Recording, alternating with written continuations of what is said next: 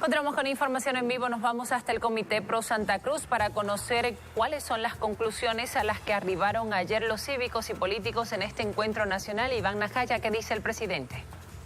A propósito, Gabriela, le vamos a consultar aquí al presidente, que me encuentro aquí con él, para poder hacerle la consulta. Presidente, la primera consulta, ¿qué viabilidad existe acerca de la Carta Democrática de Bolivia para que sea recepcionada por la OEA, por favor? Bien, la Carta Democrática es un mecanismo que se establecen los estados cuando hay violación a los derechos fundamentales, cuando hay violación a los derechos políticos y cuando hay violación a los derechos humanos de un país. La Carta Democrática es un mecanismo que se activa cuando hay este tipo de denuncia. Entonces, vamos a tratar de acudir y hacer por todos los medios. Posiblemente nos puedan decir que este mecanismo todavía no habilita porque Bolivia todavía sigue viviendo en democracia. Nos pueden decir una serie de cosas de cuestionamiento. ¿Esto significa, presidente, que hay que esperar un tiempo, más o menos qué tiempo para poder hacer esto? No, creo que ya Bolivia está en una violación permanente de lo que es su constitución política del Estado y eso nos habilita para poder solicitar la activación de la Carta Democrática. ¿Y habla en qué tiempo más o menos? Bueno, el tribunal, mejor dicho, la Comisión Interamericana de Derechos Humanos tiene un procedimiento, tiene que ir una denuncia y de ahí ellos van a analizar y van a dictar una resolución donde verán si es que se aplica o no se aplica la Carta Democrática. Lo que ha pasado en Venezuela con la aplicación de la Carta Democrática y ustedes han visto que el Grupo de Lima ha activado la Carta Democrática y por eso es que se ha desconocido la legalidad y la legitimidad del presidente Maduro. En el caso de Bolivia, ¿quiénes harán el documento? ¿Quiénes firmarán? ¿Cuál es el procedimiento que se tiene que seguir? Se ha constituido el día de ayer una comisión de seguimiento y cumplimiento a este gran acuerdo nacional por la democracia y el Estado de Derecho, donde nos vamos a reunir nuevamente en el transcurso de las próximas semanas para poder estructurar esa comisión. Esa comisión va a estar compuesta por un representante de cada uno de los comités cívicos de Bolivia, un representante del CONADE y un representante de las alianzas políticas. Entonces nos vamos a sentar a conversar y de ahí se va a tratar de cumplir todo lo que se dice en este acuerdo y aplicar todas estas solicitudes que ayer hemos acordado, ¿no? En el caso hipotético que la OEA aceptara la Carta Democrática para el país, ¿esto qué significaría para Bolivia? Significa el desconocimiento de la legitimidad del Estado, mejor dicho, del presidente y vicepresidente, en lo que significa, obviamente, la posible participación en las elecciones generales. ¿Y ese desconocimiento no perjudicaría al conjunto del Estado en general? No, en absoluto. Esto va frente a los gobernantes que están vulnerando la Constitución política del Estado. ¿Y a partir de ahí qué se hace?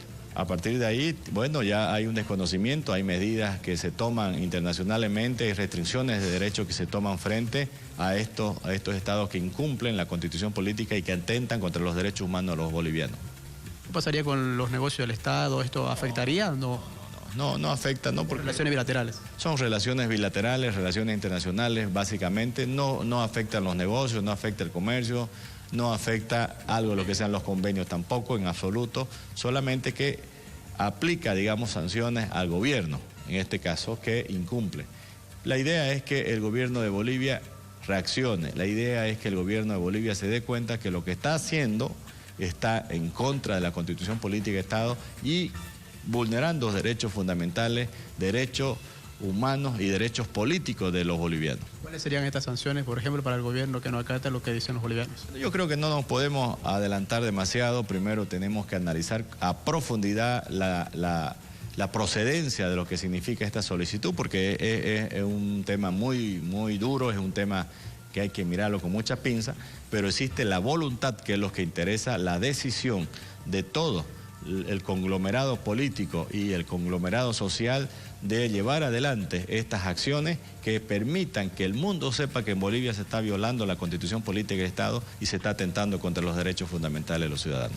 Ahora, presidente, tomando en cuenta que aquí 9 meses son las elecciones generales, ¿esto se podría aplicar antes o tiene un plazo mayor después de las elecciones, mucho más tiempo? Bueno, usted sabe que los organismos internacionales no tienen la agilidad que uno pretende, pero hemos pedido también a la CID y vamos a hacer las gestiones correspondientes. Hay ya denuncias tomadas sobre la interpretación del artículo 23 del convenio de Derechos Humanos, o el Pacto de San José, como se lo llama, de la Convención Americana de Derechos Humanos, mejor dicho, para decirlo claro, o Pacto de San José, donde se pide la interpretación del artículo 23 y que establezca si esto es un derecho humano o es un derecho político. Entonces, también se van a hacer gestiones sobre este caso para que con carácter de urgencia se pronuncie antes de las elecciones generales y saber si en Bolivia, evidentemente, el binomio Evo Morales, Álvaro García Linera, puede aplicar la sentencia 084 o no. Para nosotros es inconstitucional, es antidemocrático, es ilegal, porque el artículo 23 en ninguno de sus parágrafos ni en ninguno de sus disposiciones establece como si fuese un derecho humano la reelección indefinida. Muchísimas gracias, presidente. Es la información que se genera desde el Comité Cívico luego de un importante encuentro realizado a nivel nacional. Bien, Iván, nos mantendremos atentos al tema. Hasta un próximo contacto.